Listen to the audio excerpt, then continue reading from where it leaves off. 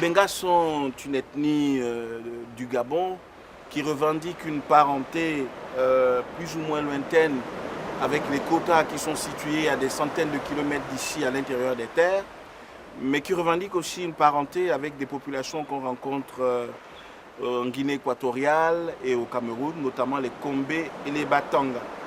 L'intérêt de travailler sur les Bengas réside essentiellement dans le fait qu'on est en présence d'une population dont la tradition maritime est avérée et importante, ce qui est relativement rare au sein des 600 langues et cultures bantoues que les spécialistes recensent.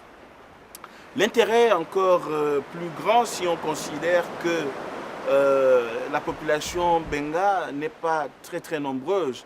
On est dans un ordre de grandeur qui se situe autour de 5000 personnes, pour autant qu'on puisse les recenser avec précision, ce qui n'a pas été fait. Donc il y a urgence. Il y a urgence parce qu'un tel chiffre n'assure pas la transmission des langues et de la culture.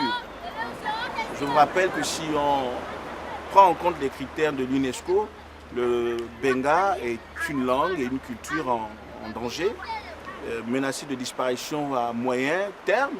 Donc, conscient de ce problème, j'ai entrepris avec des ressortissants du village ici de faire ce travail qui nous permettra d'apporter notre contribution à la sauvegarde de la très riche culture benga. Nous allons essayer de recueillir des éléments de la tradition orale benga, des éléments de l'histoire benga, des éléments de la vie quotidienne benga. Il est évident que ce travail ne peut se faire qu'avec l'implication des populations locales.